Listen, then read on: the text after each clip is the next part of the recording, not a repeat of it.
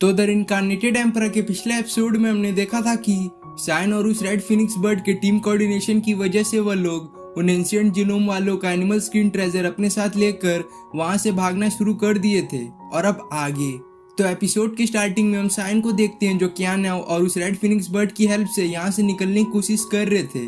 पर यह सब इतना भी आसान नहीं था क्योंकि साइन के पीछे एंशिएंट जीनोम का यंग मास्टर लग चुका था जो साइन पर लगातार कई सारे अटैक करना स्टार्ट कर देता है, जिससे बचने के लिए साइन अपने आप को गोल्डन ड्यून शील्ड में कवर करके उस पोर्टल की ओर जाना स्टार्ट कर देता है जिससे वह यहाँ पर आया था। लेकिन वह young master QI building stage पर था, इसलिए साइन का शील्ड को वो अपने एक ही अटैक से डिस्ट्रॉय कर देता है और ठीक उसके बाद साइन की ओर दूसरा अटैक भी कर देता है। पर समय रहते साइन का इवॉल्व हुआ बैम्बू ट्रेजर उसे शील्ड में ढक लेता है, जिसकी वजह से वह लोग उस पोर्टल के थ्रू उस घर से बाहर आ जाते हैं। लेकिन मुसीबत अभी भी खत्म नहीं हुई थी क्योंकि अभी भी उन लोग का पीछा वो यंग मास्टर कर रहा था जो साइन पर बहुत ही गुस्सा था। बोल रहा था कि आज मैं तुम लोग को छोड़ूंगा नहीं और तुम्हारी इतनी हिम्मत कि तुम मेरे घर में घुसकर मेरा ही वो रेयर ट्रेजर लेकर जाओ।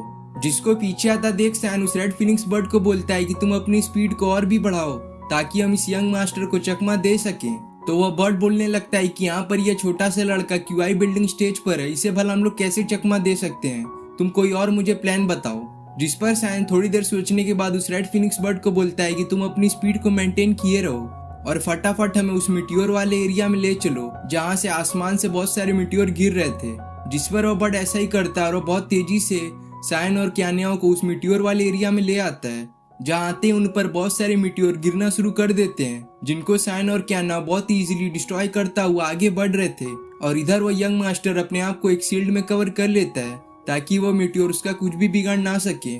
फिर हम साइन को देखते हैं जो उस बर्ड को बोल रहा था कि यहाँ पर तुम अपनी स्पीड को और भी बढ़ाओ क्योंकि यहाँ पर वो यंग मास्टर अब उनके काफी करीब आ चुका था। और यह सब कम था कि अब साइन के सामने एक बहुत ही बड़ा मिट्योर आना शुरू कर देता है, जिसे देख साइन बोलता है हाँ इसी मौके की तो मैं तलाश में था। बहुत सही रेड फिनिक्स बर्ड, हम लोग को फटाफट तुम उस बड़े वाले मिट्योर की ओर ले चलो।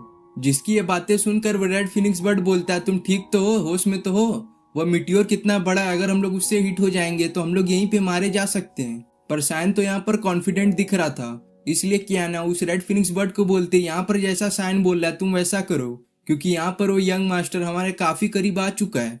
जहाँ जैसे ही वह लोग उस मिट्योर के बहुत ज्यादा करीब आ चुके थे तभी साइन उस रेड फिनिक्स बर्ड को बोलता है कि अपनी डायरेक्शन चेंज करो। जिस पर समय रहते हुए रेड फिनिक्स बर्ड उस मिट्योर के राइट डायरेक्शन में चला जाता है, जिसकी वजह से साइन और कियाना तो उस मिट्योर से बच जाते हैं। पर जो यंग मास्टर उनके पीछे आ रहा था वह मिट्योर उसकी ओर बढ़ने लगता है। लेकिन मैंने आपको यहाँ पर पहले से ही बताया था कि यहाँ पर ये young master QI building stage का कल्टीवेटर है, जिस कल्टीवेशन स्टेज की पावर हमें यहाँ पर देखने को मिलती है क्योंकि यहाँ पर वो यंग मास्टर अपने एक ही अटैक से उस बड़े से मिट्योर को डिस्ट्रॉय कर देता है, जिसका फायदा उठाकर साइन कियाना और वह रेड फिनिक्स बर्ड अपने सामने के एक पोर्टल से इस जगह से बाहर निकल आते हैं। क्योंकि यहाँ पर जैसे ही वो यंग मास्टर ने उस बड़े से मिट्योर को डिस्ट्रॉय किया था वहां पर बहुत ज्यादा धुआं हो चुका था, जिसके कारण वो यंग मास्टर कुछ समय के लिए साइन को देख नहीं पाता, जिसी का फायदा उठाकर साइन यहाँ से एस्केप कर गया था। जिसको यंग मास्टर अपने सामने ना देखकर साइन पर बहुत गुस्सा होते हुए बोलता है साइन अगर तुम मुझे एक और बार भी दिख गया तो मैं तुम्हें वहीं जान से मार दूंगा।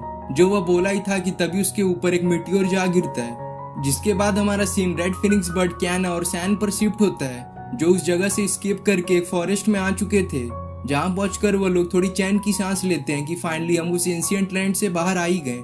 तो कियाना और साइन को बोलने लगती है कि यहाँ पर तुमने मुझे उस यंग मास्टर से बचाकर मुझ पर एक एहसान किया है, जिसकी वजह से अगर यूजुन फिर से तुमसे फाइट करने आएगा तो मैं उस मैटर में तुम्हारी हेल्प करूंगी और तुम अपना वह वादा मत भूलना जो तुमने मुझसे उस एंशिएंट लैंड में किया था। जिसे सुन साइन बोलता है मुझे वह वादा याद है और उसे मैं मरते दम तक जरूर पूरा करूंगा। और तुम्हें क्या लगता है मैं उन बंदों में से हूँ जो अपने शब्दों से मुकर जाऊंगा? जिसकी ये बात सुनकर कियाना और साइन को ही देखने लगती है, पर ज्यादा देर तक नहीं और शर्मा कर वहां से जाने लगती है। जिसको जाता देख वह रेड फिनिक्स बर्ड साइन को बोलता है तुमने उस लड़की को रोका क्यों नहीं? जिस पर साइन कहता है तुम क्या चाहते हो, मैं उस लड़की को यहाँ पर रुकवा कर रात के डिनर के लिए उसे इन्वाइट करूँ? जिसके बातों को रेड फिनिक्स बर्ड नजरअंदाज करते हुए साइन से कुछ एलेक्सिर का डिमांड करता है क्योंकि यहाँ पर कियाना उन्हें जाने से पहले उस रेड फिनिक्स बर्ड को उसकी हेल्प के लिए उसे एक एलेक्सिर दिया था। तो साइन उसे बोलने लगता है तुम बहुत लालची हो, यहाँ पर तुम्हें कुछ समय पहले ही कियाना ने कुछ एलेक्सिर दिया था और अब तुम मुझसे भी मांगना स्टार्ट कर दिए। जिस पर वो रेड फिनिक्स बर्ड अपना क्यूट सा शकल बनाकर साइन को रिक्वेस्ट करने लगता है ताकि वह उसे एक एलेक्सिड दे दे। जिसको ऐसा करता देख सैन उसे बोलता है तुम इसके लिए बहुत बड़े हो चुके हो और यह सब करना तुम पे सूट नहीं करता। जो बोलकर सैन उस बर्ड को एक एलेक्सिड दे ही देता है। जिसके बाद सैन उस ट्रेजर को चेक करता है जो उसने उस एंशिएंट जीनोम से चुराया था। जिस ट्रेजर पर कुछ लिखा होता है जिसे सैन जब पढ़ रहा था तो उसे यहाँ पर यह समझ में आता है कि यह किसी खतरनाक टेक्निक के बारे में इसमें लिखा हुआ है। जिसको ऐसा पढ़ता देख वह रेड फिनिक्स बर्ड उस ट्रेजर में देखने लगता है तो वह सैन को पढ़कर बताता है कि यह किसी एंशिएंट कंडेंसेशन टेक्निक के बारे में इसमें बताया गया है, जिसे अगर तुम सीख लो तो यहाँ पर तुम अपने ओपोनेंट को बहुत ही इजीली हरा सकते हो। जो बोलकर वो रेड फिनिक्स बर्ड यहाँ से चला जाता है। जिसके जाने के बाद सैन बोलता है कि मुझे रीइंकार्नेशन ड्यूरेबिलिटी टेक्निक के फर्स्ट स्टेज को खत्म करने के लिए मुझे और भी कुछ एलेक्सिर चाहिए जो मुझे यहाँ पर एंशिएंट लैंड पर ना मिल सके। तो लगता है कि इसके लिए मुझे ट्रेजर चैम्बर जाना पड़ेगा। जो बोलकर वह वहां के लिए निकल जाता है। जिसके बाद हमारा सीन ट्रेजर चैम्बर के जिया पर शिफ्ट होता है। जो जब वहां पर अपना चाय पी रही थी तभी वहां पर एल्डर चैन आते हैं जो उसे बताते हैं कि यहाँ पर सैन आ चुका है। जो वह बोले ही थे कि तभी वहां पर सैन जिया के पास आते हुए बोलता है लगता है मुझे यहाँ पर आए हुए काफी दिन हो चुका है। जिस पर जिया बोलते हैं नहीं, तुम यहाँ पर बहुत ही जल्दी आ चुकी हो क्योंकि मैंने तुम्हें जो 3 मंथ की डेडलाइन दी थी उसमें अभी 1 महीना बाकी है। तो सैन बोलता है उसकी कोई भी जरूरत नहीं है, यहाँ पर मैंने उस यिंग यांग पाम टेक्निक को 2 महीने के अंदर ही क्रैक कर लिया है। जिसकी ये बातें सुनकर जिया शॉक होते हुए बोलती है ऐसा नहीं हो सकता, वह टेक्निक बहुत ही पावरफुल है और उसे तुमने बस 2 महीने के अंदर ही क्रैक कर लिया। वाकई में तुम तो बहुत ही एक्सट्रीम लेवल के टैलेंटेड बंदे हो। तो सैन उसे अपनी बातों पर यकीन दिलाने के लिए कि उसने उस यिंग यांग पाम टेक्निक को क्रैक कर लिया है उसे उसका थोड़ा डेमो दिखाता है। जिसे देख जिया को कंफर्म हो जाता है कि यहाँ पर सैन जो भी बोल रहा था वो सब सच है। इसलिए वो एडवांस पेमेंट के तौर पर सैन को एक टोकन दे देती है। जिस टोकन की वजह से सैन जब भी इस ट्रेजर चैम्बर से जो भी चीज खरीदेगा उसे उस पर भारी डिस्काउंट मिलेगा और साथ ही में उसे यहाँ पर वीआईपी ट्रीटमेंट भी दिया जाएगा। जो बात जानकर सैन खुश होते हुए जिया से पूछता है भले मैंने इस यिंग यांग पाम टेक्निक को अनलॉक कर दिया है पर यह टेक्निक तो वाकई में बहुत ज्यादा पावरफुल है, तो क्या तुम मुझे इसके ओरिजिन के बारे में बता सकती हो। तो जिया उसे बोलती है हाँ, तुम अब इसके लायक हो चुके हो क्योंकि यहाँ पर तुमने उस टेक्निक को खुद ही अनलॉक किया है।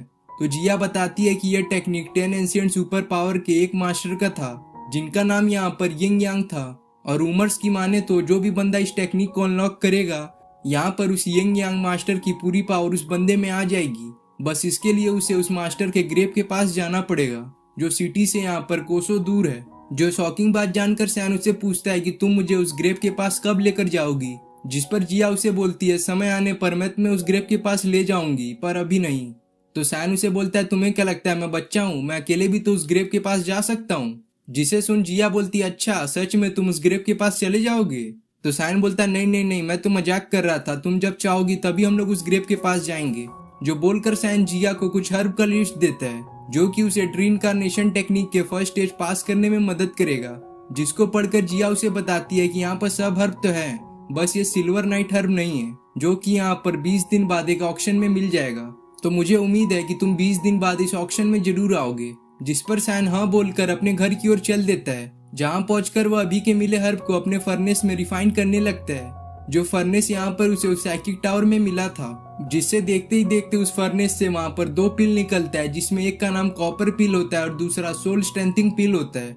जो काम यहाँ पर सैन इसलिए कर पा रहा था क्योंकि यहाँ पर उसके पास ग्लेस फ्लेम था जिसकी हेल्प से वह अब एक मास्टर पिल रिफाइनर भी बन चुका था। जिन पिल को देखकर सैन सबसे पहले सोल स्ट्रेंथिंग पिल को कंज्यूम करता है जिसके खाते ही सैन की बॉडी से ऑरा रिलीज होना स्टार्ट कर देता है। जिससे थोड़ी देर मेहनत करने के बाद सैन फाइनली उस पिल को अपने अंदर कंज्यूम कर लेता है जिसकी वजह से अब वह सोलिदम स्टेज के लेवल 6 पर आ जाता है और साथ ही में उसने यहाँ पर रीइंकार्नेशन ड्यूरेबिलिटी की फर्स्ट स्टेज को भी पास कर लिया रहता है। जिससे खुश होकर सैन फटाफट उस कॉपर पिल को भी खा लेता है जिसके खाते ही यहाँ पर सैन की आंख लग जाती है और जब उसे होश आता है तो वह अपने सामने अपने मदर को देखता है जिसके दिखाते ही एपिसोड यहाँ पे खत्म हो जाता है।